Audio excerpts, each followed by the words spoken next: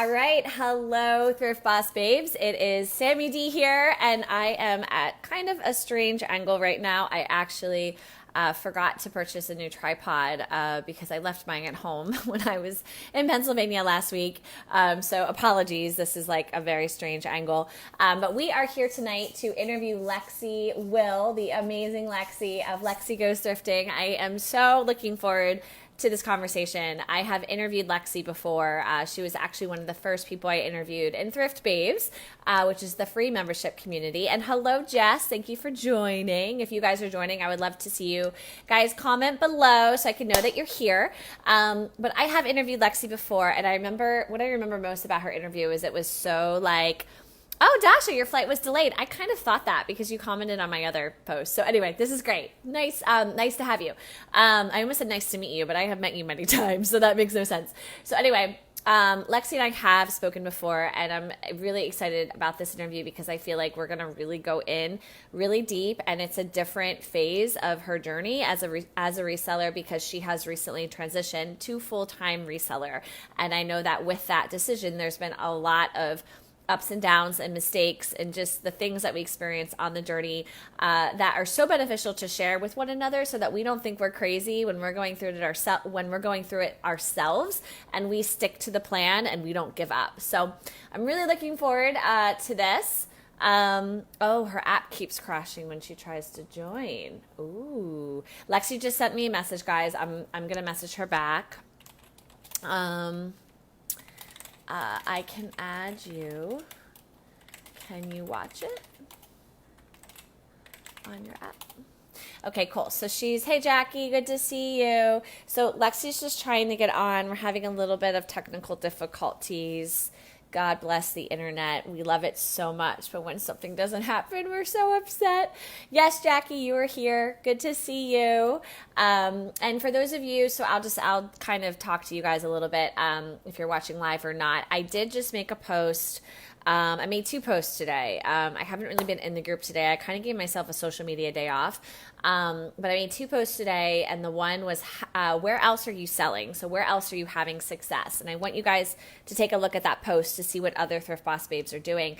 And then I made a poll about what sort of information you guys would want to focus on for August, because I've had some thoughts, but then I realized, I don't want to give you guys things that you don't need. I really want to focus in on what's of value to you right now, because some of you may not be with Thrift Boss Babes for too much longer, and I want you to have as much value as possible, depending on what the group needs most at the time. So, no, it won't even let me watch. Oh, that's too bad. Should I try in my computer? Add you on my computer. So I might actually have to, you're not the only one, Brandy, is to delete app and try to re-download. Sorry guys, we're having some technical difficulties. It won't even let her watch.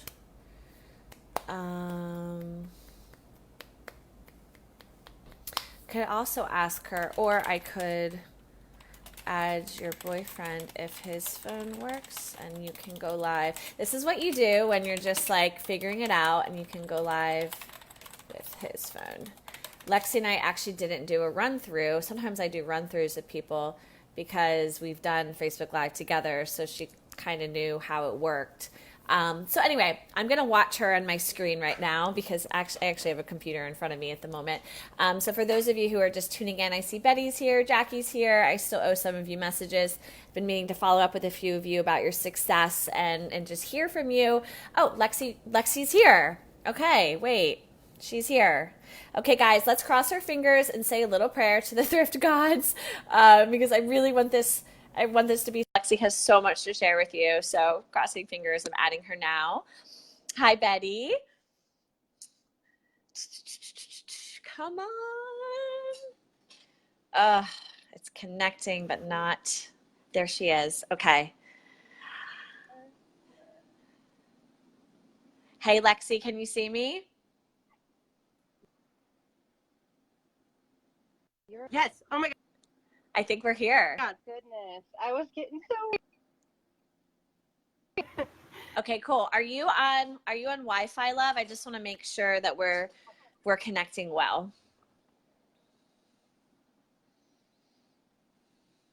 Let me try to move around and see If you want to say a few things, that will help me see if there's a lag in time. And if you guys notice a lag, feel free to comment. I think we're okay though. You look great. Okay. Hi, I think we're finally caught up. Thank you. So do you. I'm so sorry. I don't know why that was doing that. It's okay. It's technology. Every 5 people we have something bizarre happen. So it's just like you have to go with the flow. I think you're a little delayed.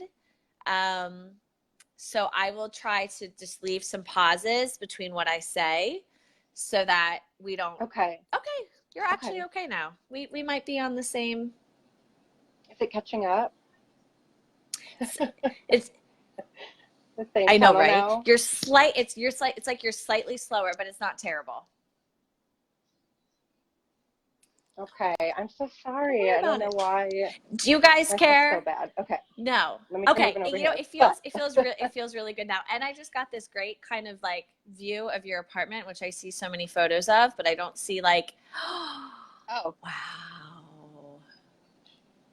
It's because I feel like it's always in a state of a mess, and Yeah. everyone has like the most impressive Instagram photos ever, and I'm just always like, take the photo and then I notice have five nothing. things. Like, this is like, yeah, I have not a lot in my apartment. I know what we don't get to see yours a lot I either. I show it feel in like stories, but there's not a lot. Yeah, I need to pay I closer mean, honestly, attention. like, it's a long story. It's just not like, it's just because I just try to keep things minimal because, yeah, it's a small place. And I'm just like, I would love to Totally make the walls beautiful like yours, but it's smart. just like there's more white walls than normal. Anyway, we should talk to you about you. We're here, Totally. guys. This is what women do. I love it. We're like, let's talk about home decor. Lexi, thank you for Let's joining catch us. up. To everyone who's watching live, if you don't know Lexi, or you're watching the replay, so Lexi and I met on the internet. She is in Denver, Colorado. And we're going to hear more about her story tonight. Some of which I Yep. know, some of which I don't know, because I want to get even more specific with you, which is so exciting. Um, yeah. Yeah, But I'm I really have excited. been in social media touch with Lexi for, I want to say, like 8-9 months, and I have just seen her journey. And what I love about Lexi is, if you follow her on Instagram, which you should, she's very, very vulnerable and transparent about her journey in life and as a reseller. And I think that one of the benefits of this community is the support, because, I want to say, like, women don't have to be this way, but a lot of times we can, get really wrapped up emotionally in things. And it's important that we communicate with each other so that we don't think we're crazy and give up and throw in the towel and create Totally. stories about things that aren't real. So I'm really excited about this night, because I just feel like you're the perfect voice to speak to all of our Thrift Boss babes about where they're at in their journey. So thank you for your time, Lexi. That means a lot. Yeah, I'm so happy So to be let's, here. Seriously. I It's been like think, what, like 8 months since I talked to you last in yeah, like a Thrift I Babes like quickly thought capacity. about It's it been a because I was while. doing all of the interviews, and I feel like it was about 4 months in, because I just celebrated the 1 year anniversary of Thrift Babes. Yeah. I saw that and I was so impressed that it had only been a year, because when I like came in contact with it, it looked Oh, so like established. I no, thought you'd been no. doing it for like It's the babes. years, It's the dude. babes. So It's not me. congrats. It's the babes make it great. So let's jump right into things. I want to Totally. know how you started your resale career. I don't think I know. Well, so I was going to school for Oh. art education, specifically painting and K through 12. And so I have a lot of like Hmm. background in that. Yeah, you're Everything actually, I sounding think we're okay? in the Just same want to make sure. Okay, reality. cool. Yeah, this is good. Okay, good. Anyways, so I ended up deciding to do Oh. Teach for America at the time, and this was in 2014. And they like pick where you go and what you teach. And I was assigned special Mm-hmm. education in Milwaukee. So this has nothing to do with reselling. But basically, long story short, Mm-hmm. it wasn't my thing. and I had a really hard time with it. And at the same time was having a really hard time with my mental health, which I'm gonna take this out because I feel like I can hear myself delayed. You're okay on my end, but if you hear yourself delayed, that's different. So I get it. Okay. Yeah, it's weird. I don't really know why, but trying to ignore it. Sorry. I don't know. Basically, when I opened and started my shop and started resale, it was kind of at a time in my life where I thought, you know, when you're in school and then you're in college, you're going this trajectory that you expect to work out. And then it very much did not work out for me. Oh, sorry, neighbor dog. And so it was just like the perfect time to just like, I need a distraction. I need something to just dive into. I was just, you know, for work, I was babysitting and nannying. So I had the brain space that I had never really had before to devote to, you know, a creative project, which was something I always valued but never made time for. So it was kind of just this like tumble into, I don't know, just a whole different lifestyle.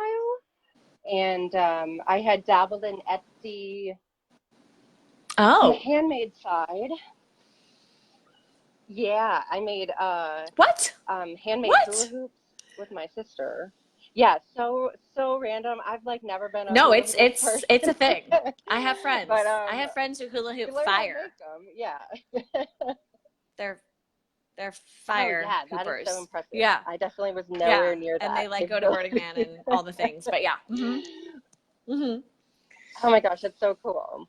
Yeah, so I had done that with my sister for like probably like 3 years, and very much like fizzled out in a not good way. Not with my sister, but you know, like the last few orders, I was just like, man, this is bad business practice.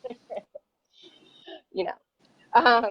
But I had thrown a few vintage items here or there on that Etsy. Just my own stuff. Like I've always been a thrifter, just in the family.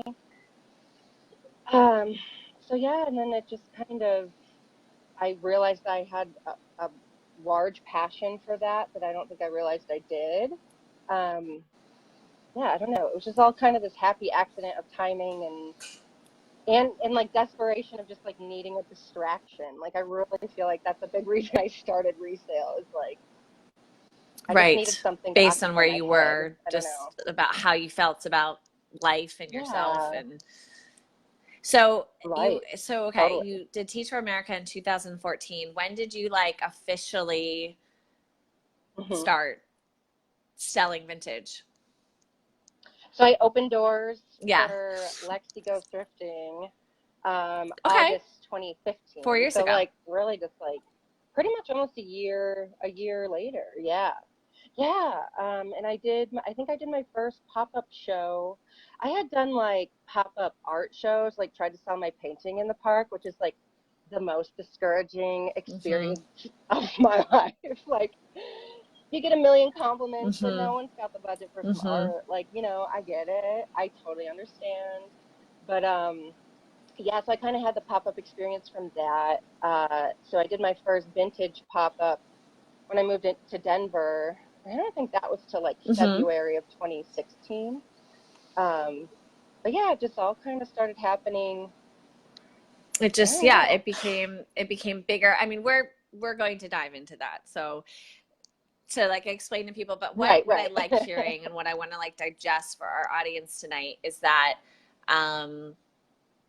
it's been a 4-year journey for you. So if anyone's watching this and they're really thinking to themselves, okay, I'm starting this thing, or maybe because I know a lot of people's stories, you've been trying to start this thing, and now that you've joined Thrift Boss Babes, I've seen some of you really level up and really go after it and be like, this is day in, day out consistency. But we have to remind ourselves that it's not like a 4-week to 12-week success story. It's sometimes, 4 years to get to a place where the people we admire, such as Lexi and other resellers, are at this point. And even where you are, Lexi, you're probably like, God, I'm not even halfway to where I want to be, you know, because we're all so hard on Oh my ourselves. gosh. Yeah, So totally. explain to me like a little bit more about Lexi Goes Thrifting. Like, I've never purchased anything from you, which I get to. And I'm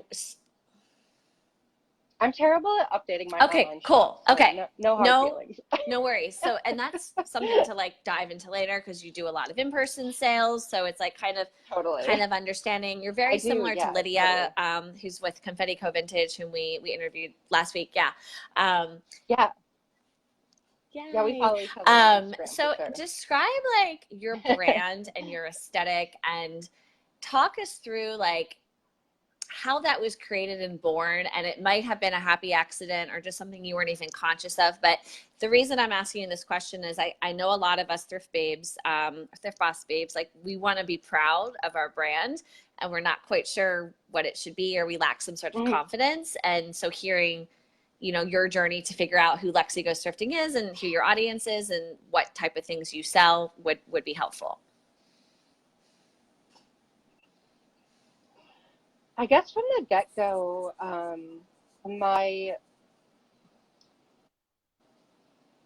the way I kind of found my name was just because I wanted people to know Mm-hmm. vintage could be accessible, and so that was kind of a big part of what I wanted my brand to be was just like listen, if you can't if you don't like my prices, like I'm being very honest with where you could find it yourself.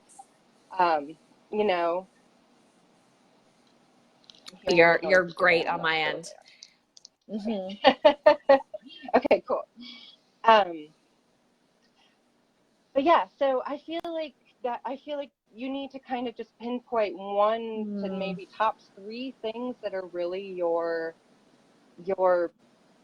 Yeah. like your principles, you know, because your brand really becomes, I don't want to say your life because we like to think there's a better balance Not than really. that, but in the beginning it Yeah. really like it takes over, so you really need to be okay with what Mm-hmm. you're presenting. um so I think that's kind of a really good way to go about, you know, if you're kind of at the beginning stages of a brand, just like what are really important to me. um I don't know. And to me, that accessibility portion was always really important to me. Just as someone who, like, growing up, couldn't afford vintage. Like, I go Mm-hmm. to vintage shops all the time, Mm-hmm. but couldn't really Mm-hmm. buy them ever. Which, like, I totally understand as a, you know, a seller now. Like, I get it. Um, but I don't know. There's different. You know, I don't have the most high end stuff in my shop, but it's stuff that so I could price a certain way. You know, there's just like lots of The decisions that fall accessibility. from even that initial, yeah, or like, yeah, that initial Right. decision of what you want to be about. Like things like pricing and all of that start to, they all, you know, tangle. So, What would you yeah, say your other two principles are about yourself? I'm taking a guess in my head, so I'm curious what um, since I okay. follow you. Well, I'm really I think curious too. transparency is a huge principle for you. It's a big one. And just like, I've always been someone who struggled with their mental health. So just being really transparent with that. And I think it's important to see examples of people who function with mood disorders, because No. we don't get a lot of examples of that, I feel like. So yeah, it's like I very much, I don't want to say unfortunately, but I feel frustrated sometimes that I have several mood disorders. Um, but I kind of made the decision a long time ago that I'd rather be open about it, as hard as that can be, just because I think there's a lot of people who try to function knowing they have Yeah. these things and they just try to hide it, and it just makes it, I don't know, harder for Well, them at you least, feel like a which isn't fraud. great. You don't. You're a fraud to yourself. Yeah. You know, yeah, you can't be Yeah. honest. Yeah.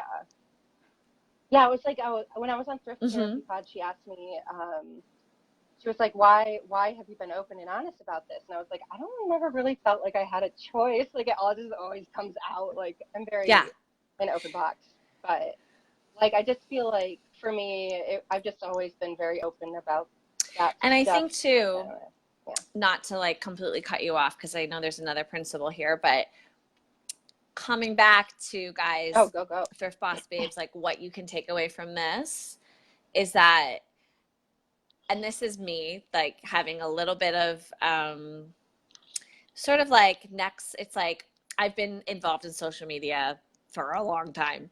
So I very, very quickly got very tired of surface level. And I will post a photo of myself in a pretty dress and say something snarky, Mm-hmm. you know, occasionally, but I actually don't, that's just not who I am anymore. And I don't think that people really, really Mm-hmm. feel that they know, trust, and like you from that. Why do we buy from certain people? Because we know, trust, and like them. We may never meet them in person, but we know, trust, and like them. How do we know, trust, and like someone? Not because she looks great and has no acne and a perfect little waist and her perfect little dress. Like, I'm sorry. The people I know, like, and trust talk about their Right. relationships. They talk about their parents dying. They talk about issues that are happening, you know, right now in the state of the world. And so I think, Lexi, if you thrift boss Right. babes go over to Lexi Goes Thrifting, I mean, Lexi's not a huge, you know, she doesn't have 10,000 followers, but she gets like 200 likes because she's spilling her soul. And would you say that kind of translates into like supporting you, at least with like a sale or people coming to the market? Absolutely. I think a lot of the Mm-hmm. success of the market is because I've I've just spent a lot of time, I think, establishing Yeah, trust in that way. And just you do. people know I really Yeah, care, maybe a little too much. Yeah. So, but and I don't think that's hard to right, show if you're just right. authentic That's with yourself, you know? And people do. They appreciate it so much more mm-hmm. than, And the the opposite's really, opposite. again, it's you know, and again, I hear from you guys, and I actually had a very long conversation with Dasha, who's watching or was watching, in person, and I was like talking to her, and I was like, you know, you should set up a photo shoot, you know, because it takes so long to get these beautiful photos, but like, it's Hmm. also like you need some like filler things if you want to keep up with the social media presence, but maybe the filler things aren't right for you. And then, you know, what you can also use social media for is talking about yourself. And even though you're a reseller, right? Like that doesn't take Totally. away from the fact that you're a reseller. Like again, it's a no trust like relationship that you're building with your audience. So you don't have to just be a reseller. You don't just have to be showing clothes. Like you can be talking about other things. Anyway, back to you. Right. So what would you say is the third Totally. prince, and Dasha's still here. What would you say is like your third value that you yeah, she's here. Okay. um, I like to try to inspire people to just be their like authentic self. Mm-hmm. Just being okay with, I don't know, if you gravitate towards something, there's a reason. Like you obviously like it. It's Mm. okay to put it on. Like, um, I don't know. Just I think a lot of brands are very Mm-hmm. like a certain way, and then for a long time I like, which is what brands should be. But for a long time I was like, "Ah, I don't feel like I don't feel like I have that. But I don't know. I talked to a friend of mine who helped me with some like just brand development and just getting a clear idea. Um, It's okay. Sorry, my thing's doing it again. um, oh, No where was I worries. going with that? You were I'm so speaking to a sorry. I lost my friend train of about thought. brand development. Yes, she. That's okay. I don't know. I Bring lost it the thought. back. It Bring was a it good back one. because I'm actually you're kind of so on to the sorry. next question, which, you know, you focus on vintage, and a lot of us here at Thrift Boss Babes do focus on vintage, which Yeah. when I started the subscription community, I didn't even think that's what was going to happen, but that's Just like you guys Yeah, love that's really vintage and like interesting. awesome secondhand pieces, but you know, vintage, we're all like, oh my gosh, this is so cool. Right. How do you decide? I mean, okay, let me back up. Every seller is different, but we all want to know what works for you. So for you, Lexi, what types of pieces, styles, whatever do you see and you're like, I know that will sell?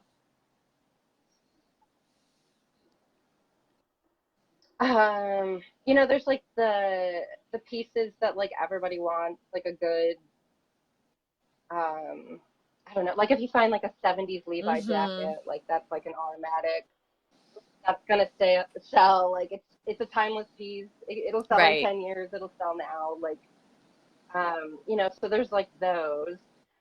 For me, more and more, it's like um, I don't know. I'm gravitating more towards like special dresses, like the really I don't know more rare 70s dresses that you used to be able to shop in catalogs. Those are kind of having a Mm-hmm. resurgence Could right you now. describe?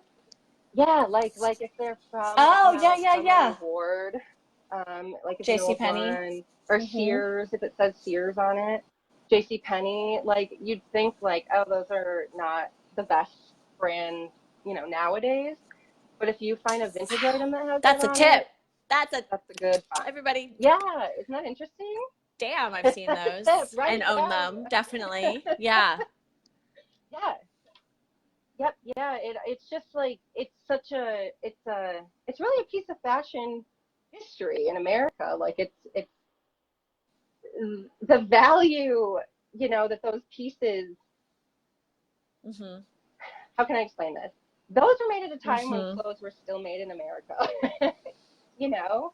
And so when you find a piece like that, even though it's got the department name on it, that's kind of adding that extra factor of rarity because, after the 80s, that just wasn't the case. So, yeah, little things like that you start to learn. Um, I didn't know that at Mm-hmm. all 4 years ago. So when I started, so Mm-hmm. don't feel Mm-hmm. bad if you Yeah, don't and that's know. it is. It's Yeah. just like it's like an ethos that spreads. All of a sudden, you're like, why is everyone looking for this? Like, Hmm. I don't know. It just spreads. It's just like virus is the wrong word, but like that's kind of how it feels. You're like, all of a sudden, everyone No, it totally wants that. does. It's really Like weird. right now, I Everybody never would have wants these predicted it things. when I Yeah. started in the vintage world, but like the print on print 70s 70s Print on print is so suits. big right now. I'm like, Yeah. Dude, I feel like yep. 80s Stranger Things vibes are so intensely Mm-hmm. popular right Mm-hmm. now too. Um, yeah, pop culture and TV definitely has a lot to do with Mm-hmm. what people are buying. So that's also something Mm-hmm. kind of to pay attention to, um, Mm-hmm. which is That's an interesting. awesome tip. Mm-hmm. But yeah, it's always fluctuating. It's pretty cool to Now, watch, I guess. I want to I talk don't more know. about that, like with trends and like keeping up with trends, because I think a lot of people here and in general are like, but I don't know, like I just don't understand. How do you keep up with vintage trends? I just sell what I like. But I think what's most important that people just they bang their heads on the table about is pricing. So I don't have like a specific question for you. I would just like to hear like your pricing journey. Like how have you figured out a pricing system model that works for you? And what are some of the, I don't know, I guess barriers or like mental blocks that you've had to overcome to feel confident in your pricing? Because I think it's confidence that a lot of us are missing. Yeah. Hmm. Totally, totally. I think you just have to remind yourself over and over again that you're Mm-hmm. providing a service. And some people want to believe that. I don't think believe is the right word, Right. and some people don't. But but there's people out there who one don't have the time, don't have whatever, want this very specific piece. You did the work of finding it, listing it. You did the work. Other people might doubt that, but you did the work. So just remember that. Um, and then also, I don't know, vintage pricing can be really interesting, and it's really across the board. I'd say like Mm-hmm. base level tip. Remember, just Yeah. going to eBay and typing something in isn't going to give you an accurate price. A great thing to Yep. do is like check the sold Check your items. That's going to comps. give you a way Don't better check what's, idea of what it's guys, do worth. not check Yeah, what it's yeah. being sold for, Don't because check there's what's crazy live. kooks that think Yeah, that this shoe is all over the worth place. $400 and Mm-hmm. it's never going to sell for $400. But yeah. Totally. Mm-hmm. Totally. So like check those sold. But otherwise, like I really, be confident in your pricing. I feel like I'm someone who still has to coach myself at being okay with pricing higher, just because I've built my shop Uh-huh, on right. affordability. So that's kind of my internal struggle, but I remind myself that I have, tons of Mm-hmm. affordable pieces. If someone's going to hate on me for listing one dress for over $100 because I know it's worth it, Mm. that's more them than me, because they also need to understand that Mm-hmm. you're trying to Mm-hmm. make a living, you know? And it's not price gouging if you find something that is worth more money. So just remember that, you know? It's like finding and deciding what works for you and just trying it out and knowing you're going to make people happy or That's angry a no good tip. matter what you Yeah. do. Um, really, no matter what you do. so So just be confident in what you want to do, and you can always adjust. Like it's So not, Dasha actually perfect. asked two awesome questions, and if you don't know Dasha, she's a vintage seller here in the Northeast, but she's Yes, you just bought a yes, I know, it's so trailer, right? awesome, Dasha. Yeah, I And she saw. just asked you, did you start slow and start slow? Did you start low and, and slowly raise your prices? I would say definitely I started lower. Um, but I also started at a time where vintage I don't think was as popular. Um, I know it was only 4 years ago, but still, like right now, vintage is very popular. It's the Mm-hmm. most popular it's been since I started. Um, so I think you can be more comfortable Mm-hmm. pricing accordingly that way for sure. Um, but yeah, I would try things like I used to do, more like free Mm-hmm. shipping promos, or like, um, if you're still trying to build like reviews or stuff like that, it doesn't hurt to, Not priced too high. not Yeah. be horribly high priced. Yeah, but at the same time, if you price too low, no joke, people assume you don't have nice stuff. So I had a wedding dress once that I knew was worth a bunch of money, but I listed it for significantly less. And I had several people be like, "Oh, I just figured there was something more wrong with it, and that's why you priced it so low." No, I was just nervous to price it Wow. high. Like, Tip. so it's I really a have so weird I've heard this balance. before. Isn't that I have a crazy? friend who made dresses for Etsy in like 2012. I mean, we're talking like the beginning. And she used to tell me, she's Oh like, yeah. you wouldn't believe it. Takes the same amount of work. It's almost the same style. Like there's a slight change. And like one was like 55 and one was 85, and she sells the 85 more, or she did. And she said there's something mental Dude, sometimes about totally. that extra $5 to $10 that if you pull it away. And I think it's the same thing with relationships. It's like you have to create these standards or Yeah. people don't value it. They hmm just, Yeah, it's yeah, totally I love true. It's that. very true. It's really weird. Like it's something we do as humans in a lot of different areas. But yeah, in your example alone, I'm like, well, yeah, I feel like if I was getting a nice made to order item, I would assume more care would go into Yeah, the you just think, $85 item. oh, I don't okay. know. It's very weird, but it's very true. And I'm a cheapo. Like I am a cheapo. Yeah, but it's, So I don't know. You just but gotta I think when we're try buying some from the thrift stuff. store, like all of us thrifters, like we don't like, we're like $2. This is great. There's no difference. True. I know Yeah. it really ruins you, like for Yeah. shopping So, anywhere okay, else. back to prices, just because I know this is such a, it's just, I want to say sensitive, but it's a hot topic. And like you said, it's like, we're all figuring it It is a out. hot And just to topic. like back up and like talk to you guys based on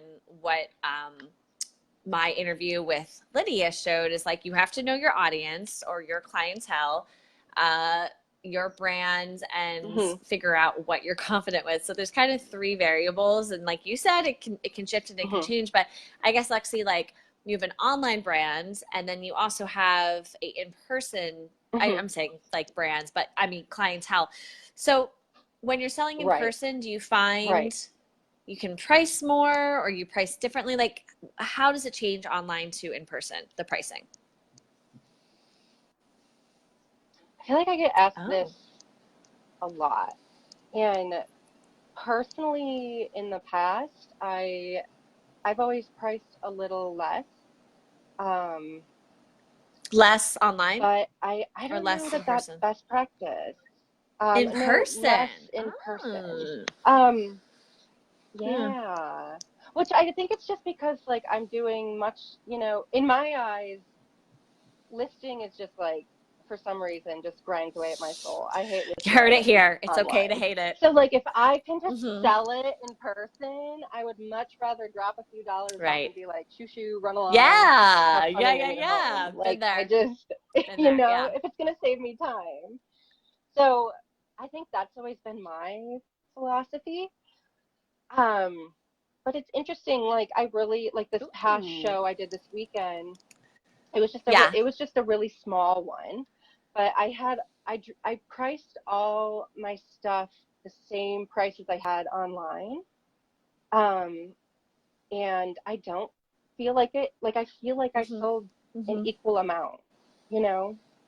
Um, so I really just think it's like I felt like even this time around I had like new tags and I Hmm. felt like the presentation was better, so I felt a little Hmm. better about charging more. So that's kind of something I Hmm. factor in when selling in person. Like they're getting a good eye on this item before they decide to buy it. So I think presentation is, I mean, not that it's not important online, but um, it's a little different. But if I can give them a nice experience in person, like all my items are tagged, I have a nice pop-up dressing room they can try things on, then I feel a little Yeah. bit better about charging more. I don't know, it's like finding this balance of, are you running your operation like a flea Boutique market or like pop-up a shop. Yeah. Hmm. pop-up Yeah. shop, like a boutique? Yeah. So and that's really going to decide your pricing. And I think that really also, vintage is such a wide range. It depends on the show, and you're going to Oh, start to learn you can sell things for a little bit more at certain shows right. versus other ones. So you just start to kind of see. So I really adjust on the fly, I guess, which I know a lot of people are very by the books. That is great advice. But I don't know. I just think, It's by the show. It yeah, is by is the it? I show, hope and it I think is. you don't always know. They're so different. They really Yeah, different. And you they just attract different you don't audiences. always know, but the Hmm. most research you can do, talking to other vendors or understanding uh, the type of people who come through. Totally. So, like, here's a quick example. Some of you may know. I'm sure you know Yeah. Lexi. There's this show called A Current Affair. It's like $1,200 a day Yes. to vend there. It's freaking nuts, right? So Oh my God. I bet yeah, it's so worth because it listen to though. this. I mean, Yeah. designers and stylists and all the people come through. But also, I met a girl on my thrift tour So and cool. she sells 1920s to 1950s on Instagram. Why? Because the 20s to 50s in good Okay. condition, especially in like a size of like a human being who doesn't have a 23-inch waist, Right, right. A normal is average, so yeah, today's rare, size. and it's a one-stop destination. She only sells on Instagram. Listen to her business model. She will buy one of these dresses for up to $250 and she will sell it on Instagram for double to triple. She went to a current affair during my thrift Wow. tour and she told me that she bought like 4 to 5 dresses. That girl dropped $1,200. So like the Right, vendors, right. they're selling their dresses Oh my for 250 there gosh. when they could only maybe, They're doing get very 120 well. in another outlet because they just haven't established the right, So it's, Right, yeah, it's like I once, I'm sorry, right. I'm talking a lot, but like I once did, because I used to sell it at markets. And I did something in Brooklyn. Yeah, It was yeah. like outside, like, well, all markets are outside, but it was like on the street. It was like a street Okay. fair. It was a street fair. Street fair, And yeah. all of a sudden I was doing really well. And I just all of a sudden was just like making deals with people because I just got that energy. And I made like $1,200 that day. You Yeah, you like get, kind of yeah, like you you like get figure in the out moment. who's coming Heck through. yeah, Like dude, all of a that's sudden, amazing. so I kind of shifted. I just like I Hmm. remember being like, "Oh, if you want that like two for this or whatever." And I remember that was the day I illegally sold Yeah. a leopard coat because you're not allowed to sell leopard, and like I had acquired it and I sold it for like Okay. $125, which is like far Oh below my market gosh. value, but it was illegal. So I Wow. basically just, Oh, totally. I was like, You're at like, least at it's least it's out of my illegal, face. Like, poor please. Yeah. animal. Anyway, so but back to you. So Uh, that's so interesting. Like, do you like change the tags then before your markets? Like, it's a big to do. no, I would say like I would like mark things on Mm, sale. So you could like if there's like a market you think, you can just put like a sale sticker on it or run like a buy one get one right. half off on like dresses or something. Like there's ways to I don't want to say make people feel like they're getting a deal because they are getting a deal, but like to Yeah. attract people to the deal, I guess. But yeah, like on this note, I know we're going to Yeah. talk Old about the school. Cool. market and stuff Let's talk about it. too. Like, yeah, I've had, okay, but Uh-huh. I've had people reach out to me and be like, oh, I want to start a market, but there's already Uh-huh. markets in my town. And I'm like, okay, well, ask yourself, do you like that market? And she's like, no, I hate that market. Hmm. I don't want to go to that one. And I'm like, well, there you go. You're not the only one. Like, here in Denver, there's like Are you five serious? different vintage markets, and they just See, here I'm all, thinking you're yeah, the only I'm like, one. not kidding. I'm There's like, so that's the many only now. one. Well, I was the first Oh. one. They've like very much So really quickly, exploded in the when past when did couple you years here. found, sorry guys, we're like kind Um, of like jumping a few questions, which is fine because we went over a lot of stuff, but I know. when did you found Sorry. Old School Market or co-found? Because I know you're a co-founder. Oh, so our very first market was February of God, I feel like it was just February Hmm. of Yeah. 2018. A year and So, 6 months. you know, Yeah. just Yeah. a year and a half. Yeah. And the first one was very small. It was just like an eight shop pop up, and we did it in a salon because they were like the first people who were like, yeah, we'll host you. This is like a friend and whatever. I was like, sweet. um, but yeah, so since then, now it's like our vendor list is like 100 plus vendors. Um, like the response has been huge and very positive. And I chose to make it or Okay. we chose to make it a free market. So I think that's a big reason it's had, and our vendors do very well. And I want to believe the fact that it's free to come because there's not a lot of free activities Mm. in Denver. I don't know if it's like that in most cities. I Mm. would assume. I don't know. Um, so providing a free event just makes it more easy. People are more like okay with just breezing by really fast, and I feel like that has made a This is big so difference cool. anyway. Okay. So yeah, We I can get more really, into okay. that So later. for those of you watching, Lexi co-founded, right? You co-founded. I put co-founded. I was like the first. Or, I like so yeah. I had like the idea to do it, and then I reached out to people via Instagram and was like, "Hey, we don't have a vintage market, like a strictly vintage market. Like who has interest in doing this?" And then I had so three women help me Hmm. kind of establish it. Um, and now at this point, it's me and another vintage seller in town. Her name's Emma of Sweet Bean Vintage. Okay. So we Cool. run it together now. I don't really know. It I don't was it know. was you, and then you enrolled people to support you essentially, and to help make it To happen. help So make it we'll just happen, say you yeah. founded, because we're just talking to you today. You founded. So guys, Lexi Sounds good. founded a vintage market in Denver, Colorado, and Lexi, you're 28. 28. So she was Yes. 27. Hello. amazing. You can do anything. You can be a babe No, or it's you can be bananas. 65. I don't care. If you got time and you got your health, you can do it. And so, what we're about to talk about for the rest of the interview is just that process and how this might be something as a business model for you, because thrifting is so many things. It's not just, hi, I have clothes and I'm selling them. You can actually help other resellers like I'm doing. Like, I work in the thrift community, but I'm not really like, I mean, I do, obviously, you guys see that, but that's not my grind. But I'm like in the industry. I've even thought about Right. starting like a swap business, which I've seen some other women do around the country. So long story short, back to Lexi. So you had this vision and you reached out to some people to help you launch. Why did you want to create this? Like, what was the sort of MO for you to, I mean, it's a huge endeavor. I mean, I know it started with 8 people, but you've continued on, and I mean, the people I know who run them in New Right. York City are like, they've got a team.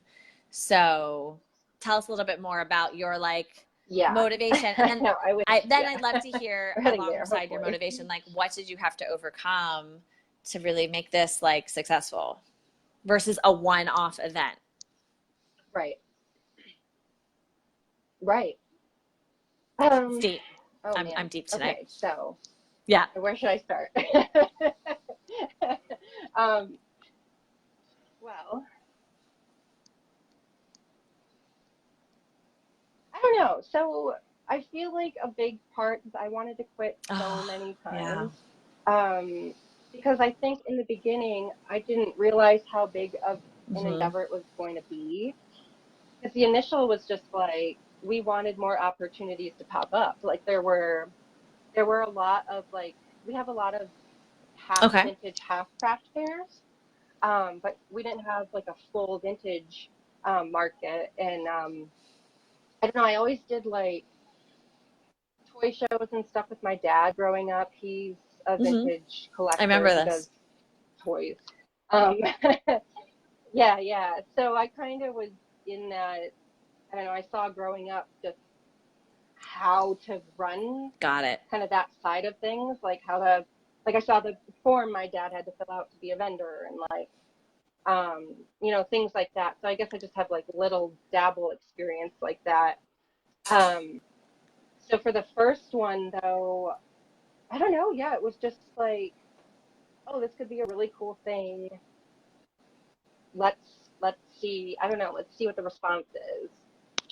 Um, yeah, and it was the very first one was met with pretty good response, and I felt like um, seeing mostly the excitement of the vendors was kind of like, oh man, I like this. It was like the part of that I felt like I let Mm-hmm. go when I stopped teaching. So like, I've always been a helper and want to help people and help people feel good. And um, I kind of realized it was a way I could help my immediate community, just getting like Denver excited about shopping vintage.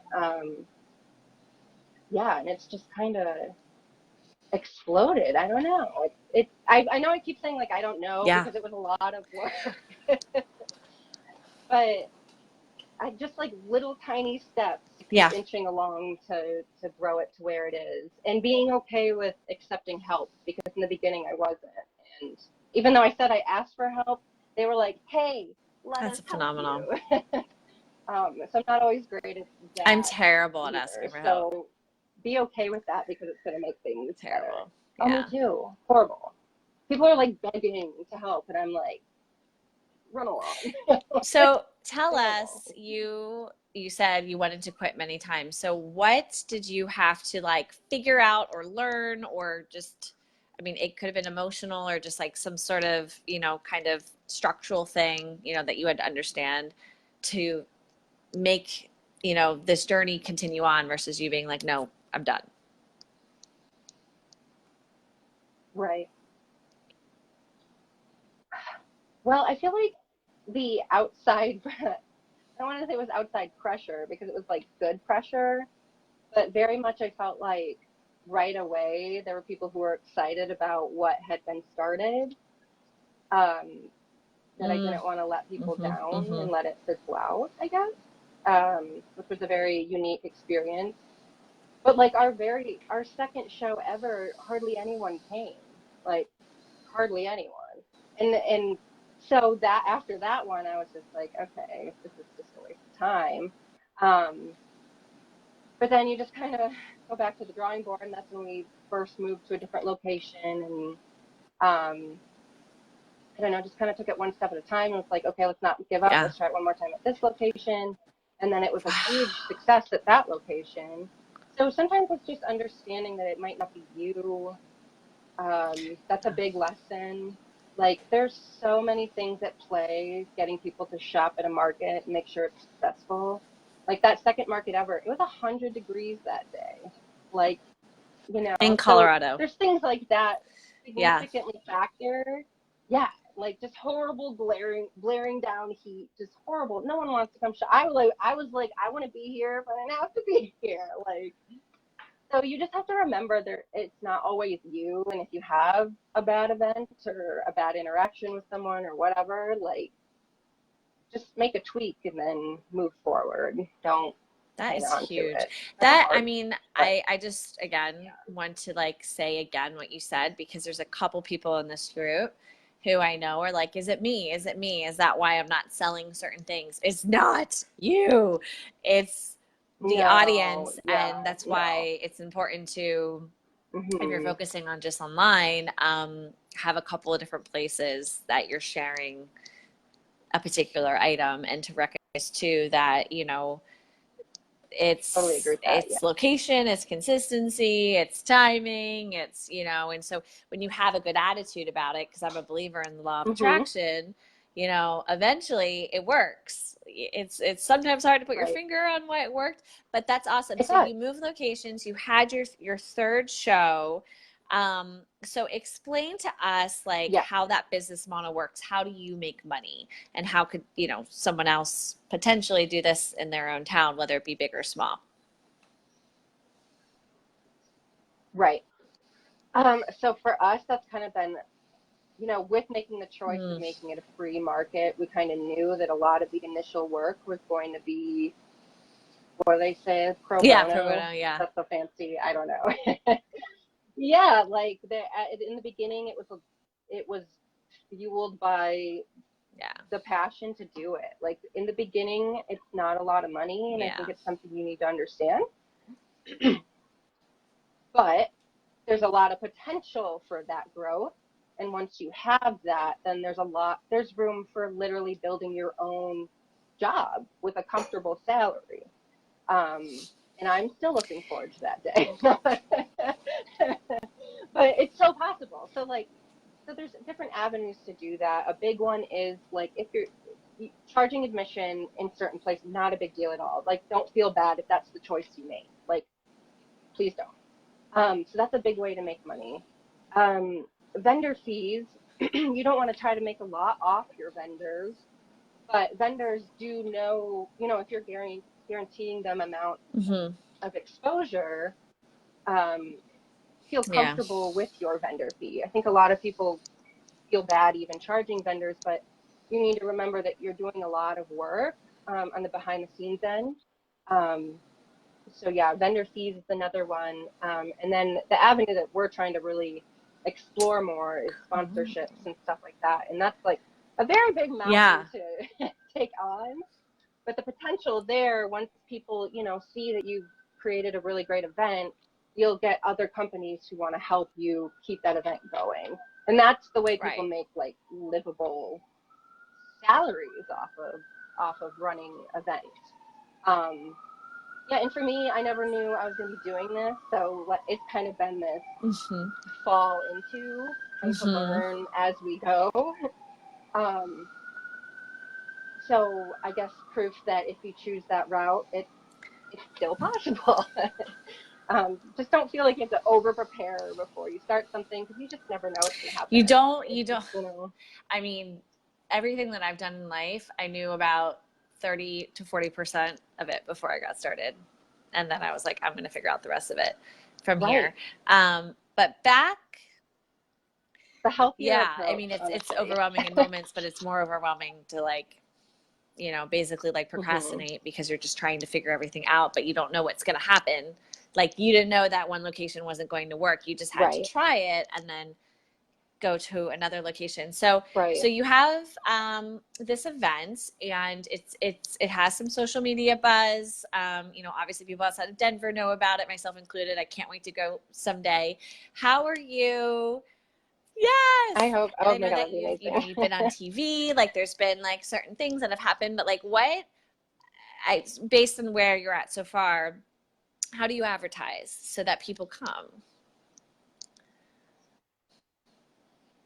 A big one that I feel like found us the most exposure in the beginning was doing, I think we did Oh. Instagram ads because you can't, yeah, which is like very, I don't know if people know that.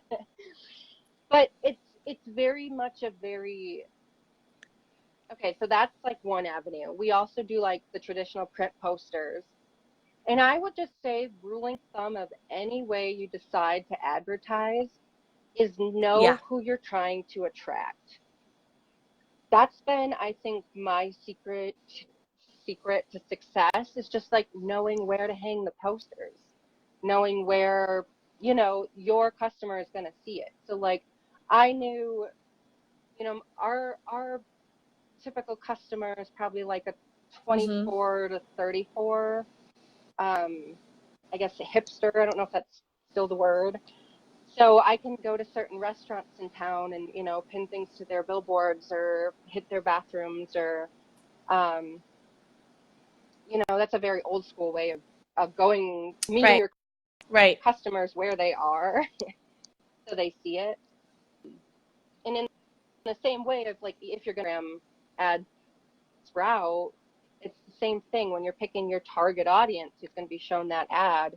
Um, it's just knowing who do you want to see it and making sure you know who Mm-hmm. that person Mm-hmm. is, Wow. So which I think is it seems so small, but it's a step people skip and then they go too broad and it's just, you're just not getting the right eyes on it. so I'm from a really small town in Lancaster, and she's not a thrift boss babe. But I have a friend who started a like vintage handmade market for the winter and for the spring.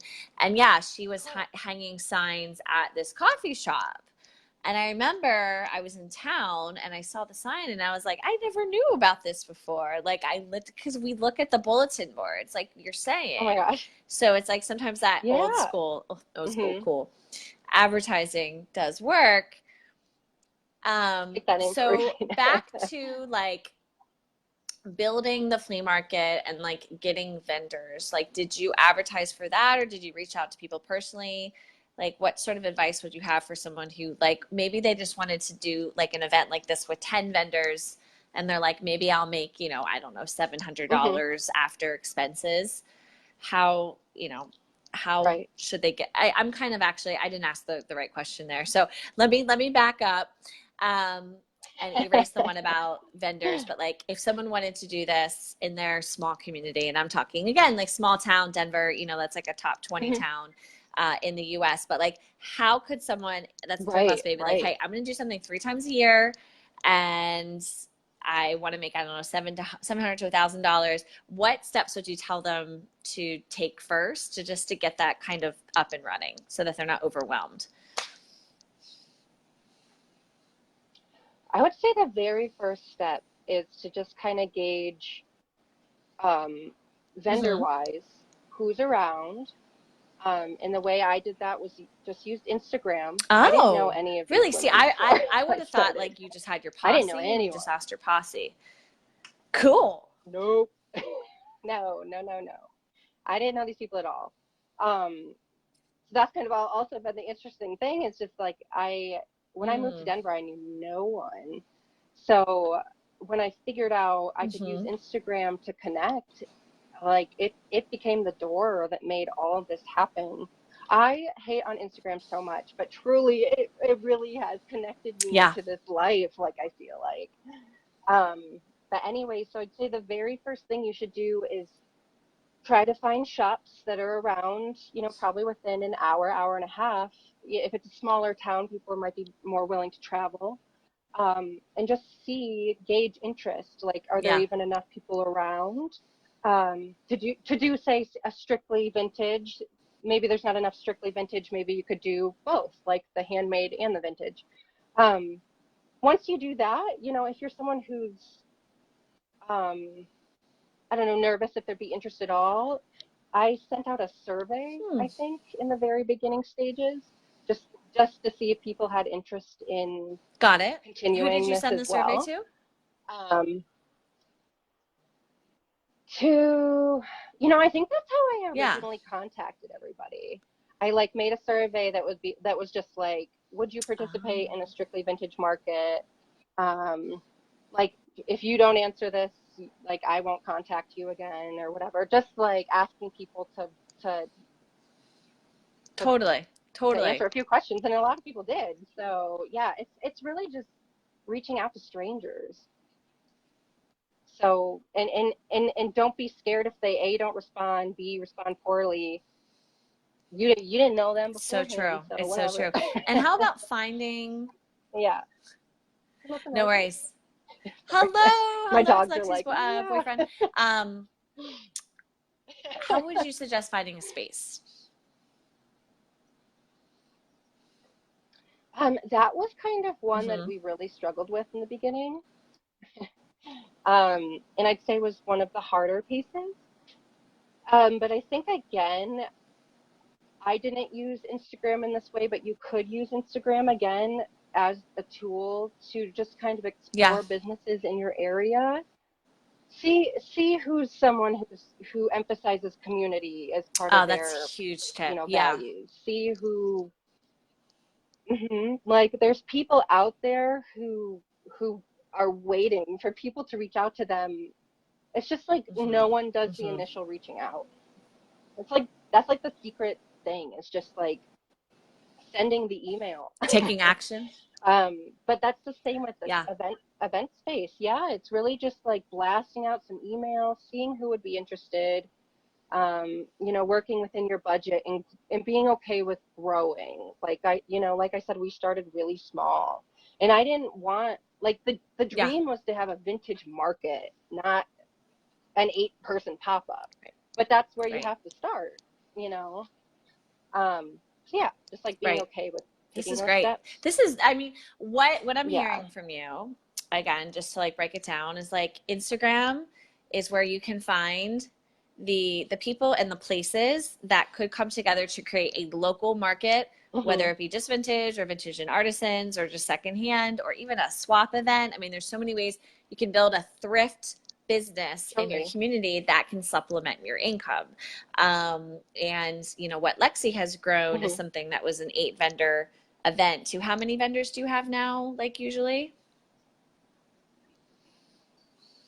I mean, we're at capacity at our current venue, That's and we're trying to like add awesome. more space right now. I know it's like it's like the best worst problem. Yeah. It's like this is great, but but yeah, our last one had I think like Uh-huh. 40. And we're hoping to have like a 50 to 60. We don't want to get too big. Like we want to like and it's cool to be at the Yeah. point where you can kind of Yeah. make that decision too of like yeah, it really it will start to grow on its own once you put in that initial work. And the initial work is Yeah. the Yeah. hardest part, but you know, push Well, through because it you because you did, and you are can. an amazing example. Now, is it monthly or weekly? So ours right now, so we do our like large market 3 times a year. So Mm-hmm. ours is seasonally right now, um, without our Okay. winter market. But we've also been hosting like Okay. small pop-ups in between. Um, so that kind of kept the name a buzz and stuff. But now, like I said, there's a lot more events here and stuff. Emma, my business partner, and I have kind of talked about stepping back and being okay with just Got focusing on it. our seasonal markets and I don't know, maybe Oh, trying that's it in another awesome. city or Oh, who knows. Um, I just yeah, got an yeah. Amber So it's Alert just, on my phone. So oh, did everyone you? say a prayer. Yeah. in Oh, Brooklyn. oh no. Whew. Okay, cool. Back to that's just a sad thing to see, right? Yeah, I there's been a know. lot I of hate sadness that. lately. Okay, back to what you were I saying, know. Lexi, and we just got an awesome question from Rachel. Where did you hold the market originally? I guess you're okay. No, Rachel. Actually, Rachel, she hosted her very first event with the intention of growing a vintage market. She hosted it at a salon, which was a friend of a friend. And where did you host it where it didn't work, Lexi? And then where did you host it that it did? And why do you think the difference? I think that's a good question to answer. So the very first market was at the salon. Um, and then that was kind of just like the first, like we just had a hard time getting anyone to kind of take that chance with us. Um, Hmm. so that second time we just kept it there. We tried to do it a Oh. second time at the salon. And I think at that point it just like it demanded more, I think at that point. And so our next location we kind of sought after um was a Hmm. woman-owned bar in Oh, town. Um, and they had a small parking lot next door, so people could have beverages while they browsed. And we kind of found that that makes a big difference. And here's like my I like love these secret secrets too. that you're sharing. Like so Working, many secrets. If you yeah. watch the replay, let Lexi I'm goes. This glad is a we're big sharing secret. them. Okay. Yeah, Okay. Yeah. there's some good tidbits for real. um, but working with venues instead of just trying to do your like own thing, say in a parking lot, like standalone, um, it's it it saves you actually a lot of money and headache in the long run. Because once your event gets big enough, you're going to have to start worrying about things like porta potties. Yeah. If we wanted to have alcohol, we would have to have a whole slew of licenses to be able to, hire people to serve it, all this stuff. Because we've chose to work with venues that Right. take care of that on their end, um, Wow. it saves us that headache. And while it brings some obstacles, like you have to Yeah. work with another person, it's not just you. Um, we feel so happy we've done it that way because I think it's a lot of things people think when they're starting an event, they have to do it Hmm. completely on their own. Like even like in venue, they think I need to Hmm. rent a venue space. You don't. Like you can reach out to a brewery. They might be interested in hosting you, and the attraction they're going to bring in on their own is really going to help. You know, too, with Yep. exposure to a whole new audience. Like there's so many bonuses to choosing to work with a business as your host, instead of just getting like a venue where you're responsible for This is everything, huge. if that makes sense. Did you pay that bar? Yeah. And are you still working with that bar or do you move around to different hosts? So now we kind of outgrew So that bar. awesome. It was a really small bar, so we outgrew them. I know it was like, it's again like really great, but also kind of a bummer. But so we outgrew them for our full market. So now we're at it's like a bar, coffee bar, workspace. It's huge. It's called Improper City in Denver. It's like they've got a back patio. It's Yeah. a multifunctional space. So that's where we are now, and kind of where I think we're really settling. We're trying to add some like parking lots and stuff around it. Which again, once you start doing that, it's a lot more work. We're like, and that's kind of what slowed us down. You have to get licenses, and you're working with the city, and blah blah blah. So really, I cannot stress enough. This is Work so with great. someone. Um, yeah, but yeah. So we still do mini pop-ups with that first bar. And she is wonderful and has chosen to just be like a sponsor. So she Hmm. lets us, as a Cool. sponsor, just pop up. The bigger Okay. venue we do pay for, and it feels like a significant chunk. But again, when you kind of explore the Mm. expenses of what you would Hmm. have to take care of if you weren't renting that space, um, we feel really lucky to have found the partnership, and they Hmm. seem to be enjoying it a lot too.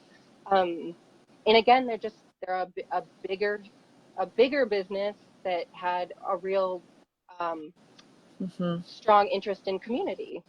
So every business along the way has just had that interest in supporting the community, supporting a community event. So, This is so, and I those are mean, everywhere.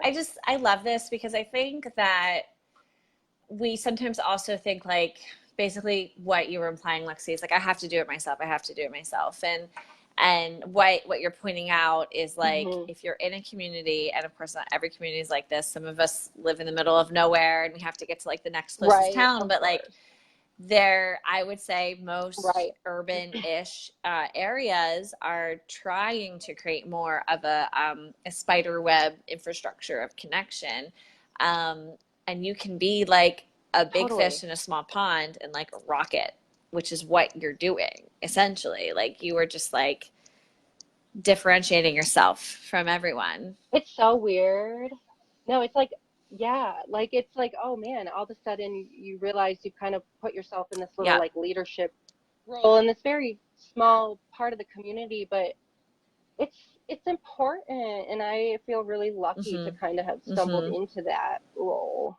Um, like, because I think, yeah, with just how intense things are, community is Yeah. really important Yeah. right now. Yeah. So having any part of that just feels This is really, so this really is nice. this is so Yeah. awesome. I hope that some of us, and I know Rachel Kelly was commenting. So Rachel owns a nonprofit thrift store in San Antonio, Texas, called Revolution Thrift, and she's Oh, phenomenal. You dope. guys should totally connect just to be like business Oh my buddies. gosh. Yeah, I gotta get down there. But it's so interesting because I'm like thinking to myself, I'm like, this is just so possible in so many areas of the country if you really want to be a thrift boss babe. And again, it doesn't like, I Yeah. mean, Lexi's totally like well above and Hmm. beyond. Like she's going to have a full-time salary from this within the next few years. But if you just want to supplement your income and create something and it helps you because then you become more of an established seller. I mean, it's like we all think like, oh, I wish there were more options. I wish there were. Create it yourself. Like you just need people.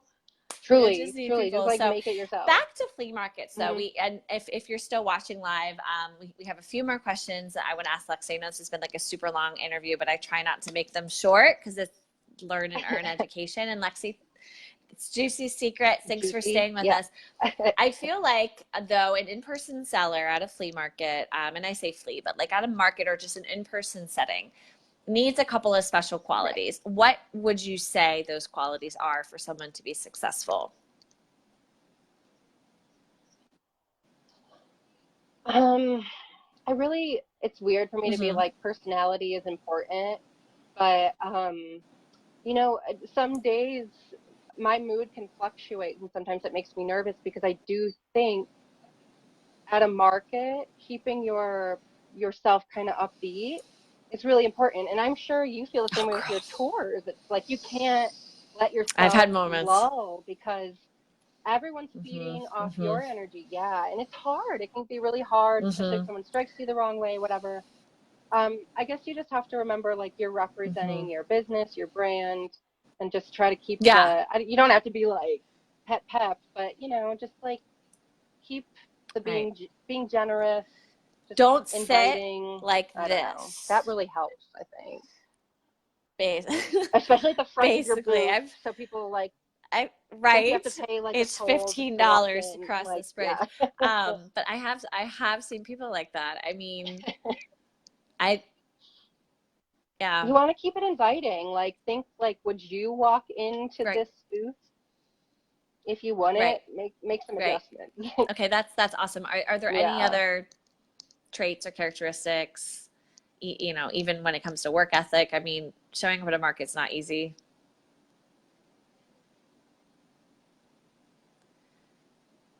Uh-oh, we lost Lexi. All right, if you guys are watching, I think we lost Lexi, which is interesting because we got so we are. Can you guys hear me? Oh, we lost her. Okay, she will. If you guys can hear me, because I see there's still a number of you guys watching, please comment, and then we'll see if she jumps back on. Uh,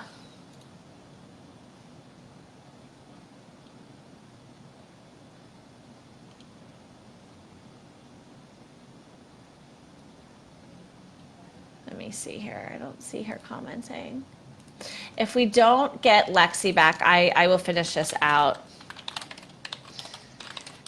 Her phone may have died because we have been talking for over an hour. Awesome. Thank you, Rachel.